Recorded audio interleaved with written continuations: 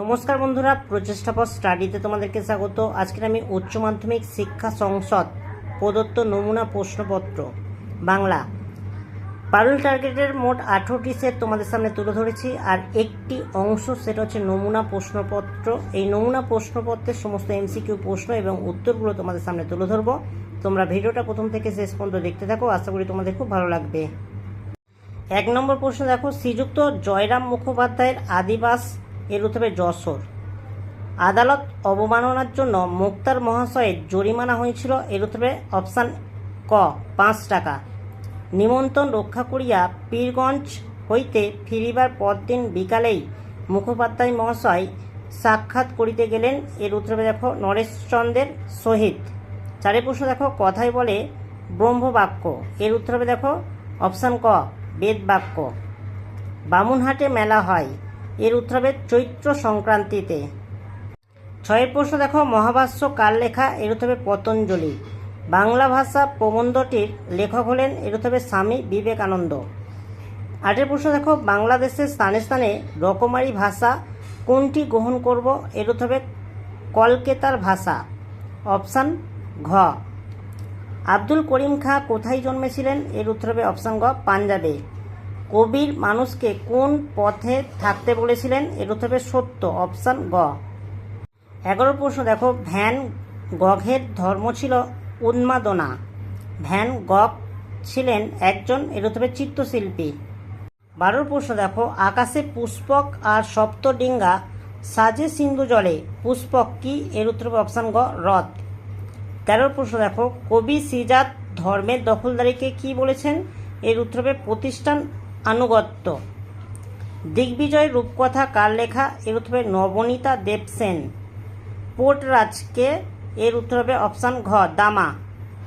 পোর্টরাজ রোদে বেরোয় না এর উত্তর হবে কদিন, অপশান ক 3 দিন হয়ে গেছে।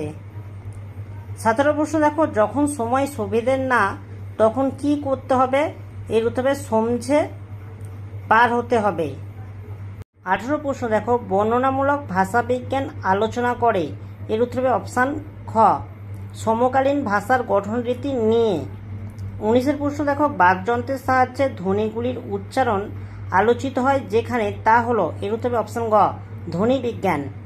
20 প্রশ্ন দেখো, বাংলা উচ্চারণের অর্ধস্বরের সংখ্যা হলো এর উত্তর হবে অপশান গ 4টি। র ধ্বনিটি হলো এর উত্তর হবে অপশান ক কম্পিত ধ্বনি। 22 প্রশ্ন দেখো, শব্দের অর্থের অভিন্নতা বোঝাতে ব্যবহৃত হয় এর উত্তর হবে সমার্থকতা। দারুণ শব্দের আদি অর্থ এর উত্তর হবে কাষ্ঠ নির্মিত। 24 প্রশ্ন দেখো, উপবাস শব্দটির অর্থ নিকটে বাস, বর্তমান অর্থ অনাহার। এটি শব্দার্থ পরিবর্তনের যে ধারায় পড়ে সেটা হচ্ছে অপশান ঘ অর্থের রূপান্তর। 25 প্রশ্ন দেখো, থিসরাস হলো একটি এর উত্তর হবে অপশান গ গ্রিক শব্দ। শব্দার্থের প্রথম ভাগটির নাম এর উত্তর হবে অপশান গ সাধারণ অর্থ। হাফ আক্রাই গানের জন্ম দেন এর উত্তর হবে মোহনচাঁদ বসু। বসু বিজ্ঞান মন্দির স্থাপিত হয় 1917 খ্রিস্টাব্দে।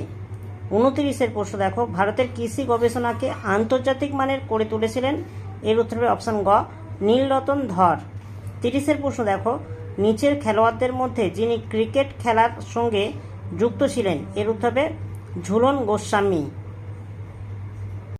বন্ধুরা, শূন্যস্থান পূরণের জন্য সঠিক বিকল্পটি বেছে নাও। 31 প্রশ্ন দেখো, সন্ধ্যার পর গৃহে ফিরিয়া ড্যাশ বসিয়া সমবেত বন্ধুমণ্ডলীর নিকট মুখোপাধ্যায় এই কাহিনী সবিস্তারে বিস্তৃত করিলেন এর উত্তর হবে অপশান খ বৈঠকখানায়। 32 প্রশ্ন দেখো, যারা ড্যাশ এসেছেন তারা সকলেই সাধারণ লোকের ভাষায় সাধারণকে শিক্ষা দিয়েছেন এর উত্তর হবে লোক হিতাই। 33 প্রশ্ন দেখো, দিগ্বিজয়ে যেতে হবে ড্যাশ দিলেন সাজিয়ে এর উত্তর হবে দুয়োরানি, অপশান গ সঠিক অ্যান্সার। বন্ধুরা, এবার দেখো ক্রম অনুযায়ী বাক্যের পুনর্বিন্যাস করো। 34 প্রশ্ন তোমরা দেখে নাও, প্রশ্নগুলো একটু তোমরা নিজেরা পড়ে নাও। এর উত্তর হবে দেখো অপশান গ 2-এরটা 1, তারপরে 4-এরটা 2, 1-এরটা 3 আর 3-এরটা 4। সত্য মিথ্যা নির্ণয় করো। 35-এর প্রশ্ন দেখো, এক, ভাষা হচ্ছে উন্নতির প্রধান উপায় লক্ষণ। এর উত্তর হবে একদম ঠিক। 2, দেখো, বুদ্ধিমান অবশ্যই গ্রাম্য ভাষাকে ভিত্তিস্বরূপ গ্রহণ করবেন। এর উত্তর হবে একদম ভুল।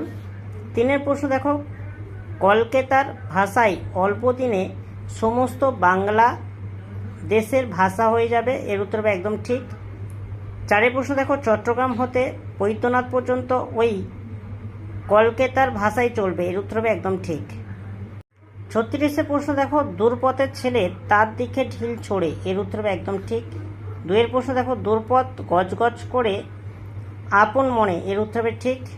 3 নম্বর দেখো, তোমার সম্মুখে কলা দিই নারকেল দিই। একদম ভুল।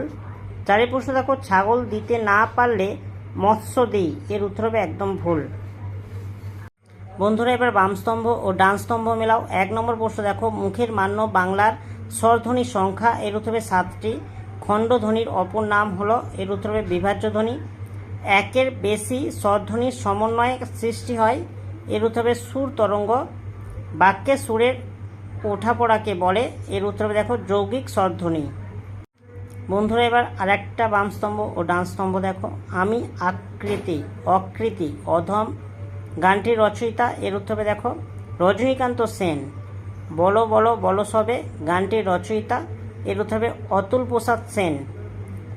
বান এসেছে মরা গাঙে গানটির রচয়িতা মুকুন্দ দাস। ও দয়াল বিচার করো গানটির রচয়িতা অখিল বন্ধু ঘোষ। 40-এর প্রশ্ন দেখো, জয়রাম বক্তার দিকে দৃষ্টিপাত না করিয়া বলিলেন, না, গরুর গাড়িতে চড়ে আমি যাব না। যদি হাতি চড়ে যেতে পারি তবেই যাব, নইলে এ বিবাহে আমার যাওয়াই হবে না। উক্তিটির মধ্য দিয়ে বক্তার যে মানসিকতার প্রকাশ পায় সেটা হচ্ছে দাম্ভিকতা। অপশান গ সঠিক অ্যান্সার। বন্ধুরা, উচ্চ মাধ্যমিক শিক্ষা সংসদ প্রদত্ত নমুনা প্রশ্নপত্র। এই প্রশ্নপত্রের সমস্ত এমসিকিউ প্রশ্ন এবং উত্তরগুলো তোমাদের সামনে তুলে ধরলাম। এর আগে আমি সমস্ত মডেল কোশ্চেন সেট তুলে ধরেছিলাম, তোমরা তা প্লেলিস্টে পেয়ে যাবে। আর এই প্রশ্নের উত্তরগুলো যদি ভালো লাগে একটা লাইক করো, চ্যানেলে নতুন চ্যানেলটিকে সাবস্ক্রাইব করবে, কমেন্টে জানাবে তথ্যগুলো কেমন হয়েছে। আর সামনেই পরীক্ষা, তোমরা একটু মন দিয়ে পড়াশোনা করো।